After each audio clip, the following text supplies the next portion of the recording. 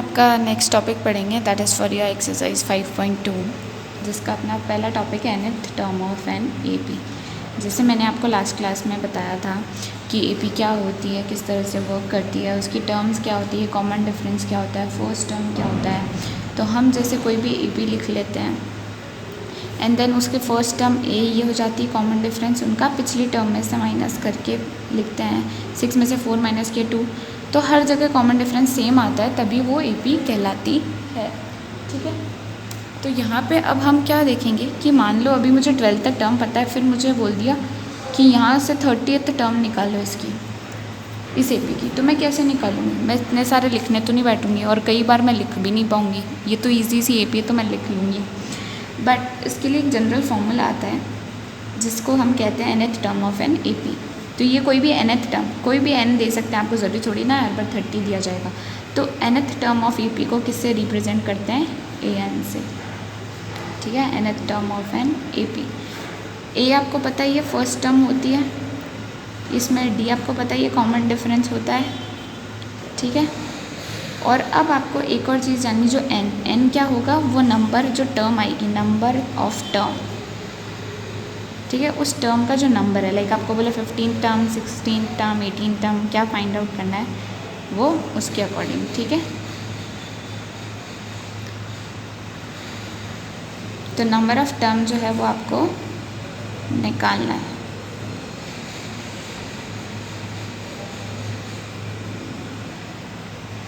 अब nth term आपको निकालना है, तो उसका फॉर्मूला क्या आता है? an बराबर a plus n minus 1d। ये फॉर्मूला आपको याद रखना है, ये पूरी एक्सरसाइज में आपके काम आएगा। कभी भी nth टर्म या कोई भी चीज़ पूछ जाएगी आपसे। अब मान लो मुझे 30th टर्म निकालनी है, तो मेरा n क्या है? 30 है।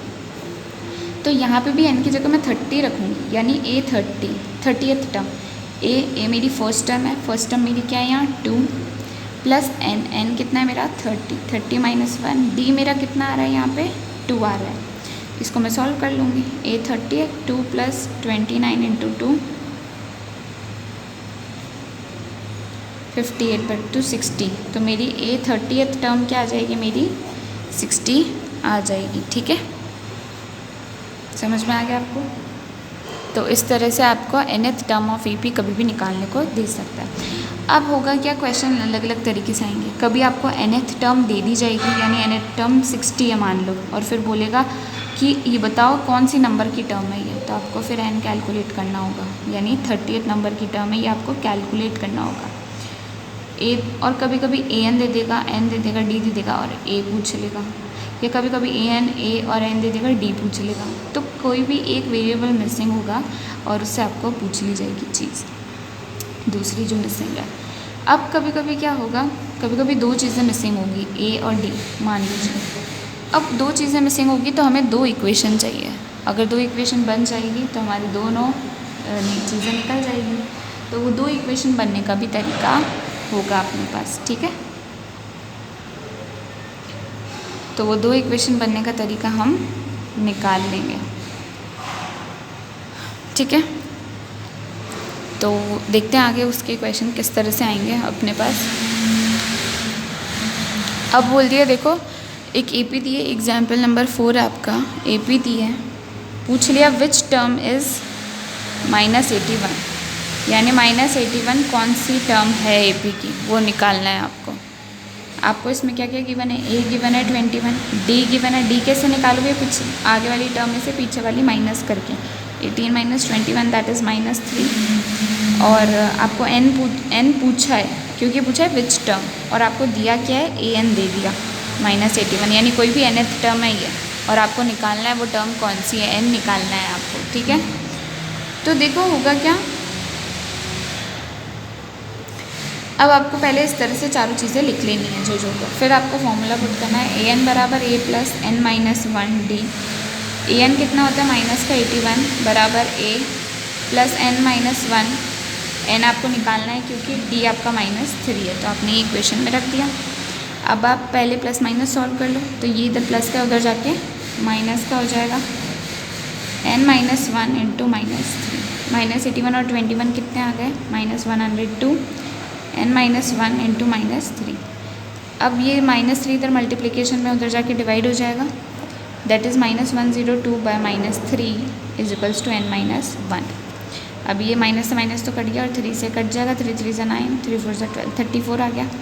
34 बराबर n-1, ये n इधर -1 है, उधर जाके प्लस का हो जाएगा, तो 34 + 1 बराबर n। तो n कौन सी टर्म आ जाएगी? 35th टर्म, यानी 35th टर्म आपकी -81 होगी। ठीक है, तो इस तरह से आपको क्वेश्चन करने, एग्जाम्पल्स करने पड़ेंगे। अब और एग्जाम्पल देखते हैं हम इसके कुछ। जैसे एक एग्जाम्पल दे दिया, एग्जाम्पल नंबर 7 है आपका कि how many 2-digit numbers are divisible by 3, यानी कितने 2-digit नंबर जो हैं वो डिविजिबल बाय 3 होंगे। ठीक है, डिविजिबल बाय 3 होंगे, इसका मतलब उस AP में 3 का डिफरेंस आ रहा होगा। ठीक है, तो और हाउ मेनी 2-digit नंबर पूछा है, तो 3 की टेबल में 3, 6, 9, फिर 12 से स्टार्ट होते हैं 2-digit नंबर, तो 3, 6, 9 हम काउंट नहीं करेंगे। तो सबसे पहले इसमें तो AP नहीं गिवन है, तो हमें AP बनानी पड़ेगी। तो AP शुरू कहाँ से होगी? 12 से, क्योंकि 2-digit नंबर हमें चाहिए।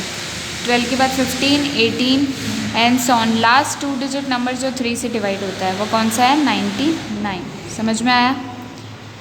तो ये हो गया अपना 2 digits नंबर जो कि 3 से डिविजिबल है। ओके, तो अब इसमें आपको निकालना है हाउ मैनी, यानी कितने 2-digit नंबर हो जाएंगे, यानी यहाँ से लेके यहाँ तक ये जो टर्म है ये कितनी नंबर की टर्म है, ये हमें पता चल जाएगा। तो हमें पता चल जाएगा कि कितने 2-digit नंबर जो है हमें ऐसे मिलेंगे जो 3 से डिविजिबल हो जाएंगे। ठीक है, तो अब यानी निकालना क्या है? अगेन n, और इस बार an क्वेश्चन में डायरेक्टली नहीं दिया है लेकिन इनडायरेक्टली दिया है, जो कि 99, यानी ये कौन से नंबर की टर्म है यही हमें निकालना है। और a 12 है और d हमारा कितना है? 3 है। ठीक है, इस बार प्लस कर दो, अगेन वही फॉर्मूला पुट कर दो आप। an आपको 99 दिया है, a आपको 12 दिया है, n आपको पता नहीं है, कैलकुलेट करना है। वही सेम प्रोसीजर, 99 - 12, 99 में से 12 गया 87/3, n-1 बराबर 29, तो n बराबर 30, यानी 30th टर्म। 30 ऐसे नंबर्स होंगे 2-digit के जो कि 3 से डिविजिबल हो जाएंगे इजी। ठीक है, समझ में आया? ये थे आपके एग्जाम्पल्स। और करते हैं अपन। एग्जाम्पल नंबर 8 है आपका। एग्जाम्पल नंबर 8 कहता है आपका फाइंड द 11th टर्म।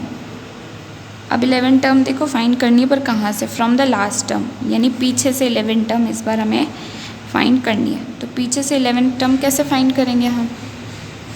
ठीक है, AP दी भी है 10, 7, 4 -62। इसको आप उल्टा भी लिख सकते हो, इस AP को आप उल्टा कर दो।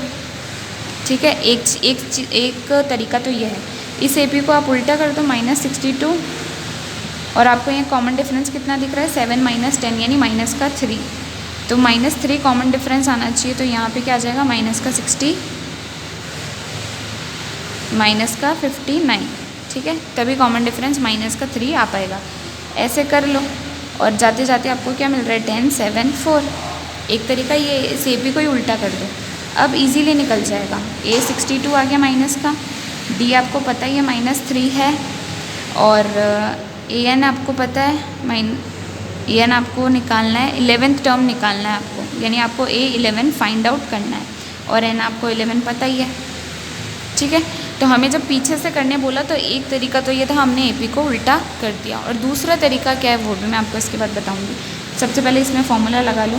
a 11 आपको निकालना है, तो आप यहाँ a 11 ही लिखोगे, देन a फॉर्मूले में रखा, प्लस n-1 d रखा, ये सारा फॉर्मूले में रखा, और a सॉल्व कर लिया इसको। -62, 11 - 1 10, 10 × -3 -30। a 11 कितना आ गया यहाँ से? माइनस का, इस केस में एक्चुअली d आपका +3 हो जाएगा। ठीक है, ये मिस्टेक हो गई यहाँ पे।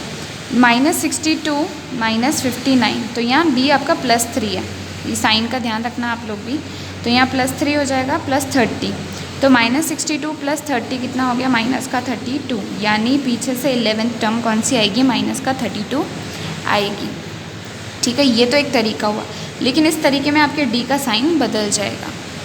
समझ में आ रहा है? तो ये तरीका अगर आपको डिफ़िकल्ट लगे, इसके बजाय आप दूसरा तरीका भी अपना सकते हो। What is your second method for this question? आपकी एपी क्या है, 10, 7, 4 -62। पीछे से आपको 11 टर्म निकालनी। आपको लास्ट टर्म पता है कौन सी, लास्ट टर्म को हम एल से लिखेंगे जो कि आपकी -62 है। ए पता है आपको 10 है, डी पता है आपको -3 है, और एन आपको पता है नहीं।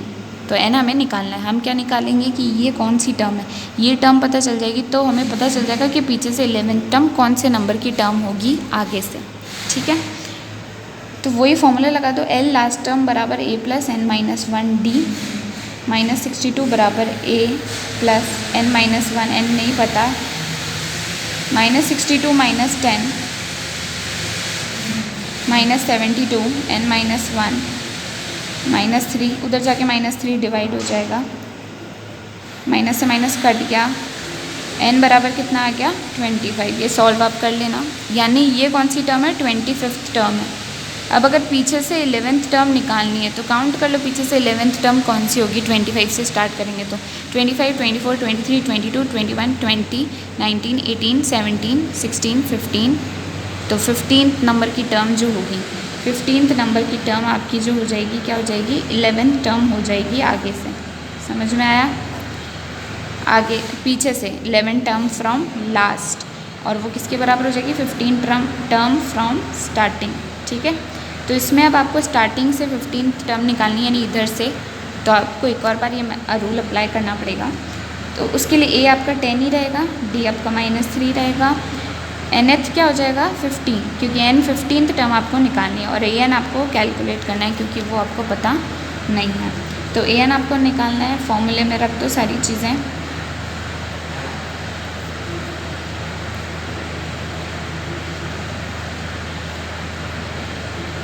-32 आ गया, आंसर सेम ही आ रहा है अपना an, यानी n कौन सा, A15 आपका आ गया माइनस का 32, जो ही अपना आंसर पीछे भी आया था। तो समझ में आ गया, दोनों मेथड में से आपको जो भी बेटर लगे आप वो अप्लाई कर सकते हो। ठीक है, जो भी आपको सूटेबल लगे, जो ज़्यादा अच्छे से समझ में आए। और अब आप एक्सरसाइज भी सॉल्व कर सकते हो आपकी। ठीक है, 5.2 मैं एक आधा क्वेश्चन और कराऊंगी आपको, उसके बाद आप इजीली सॉल्व कर सकते हो ये एक्सरसाइज। ठीक है, थैंक यू।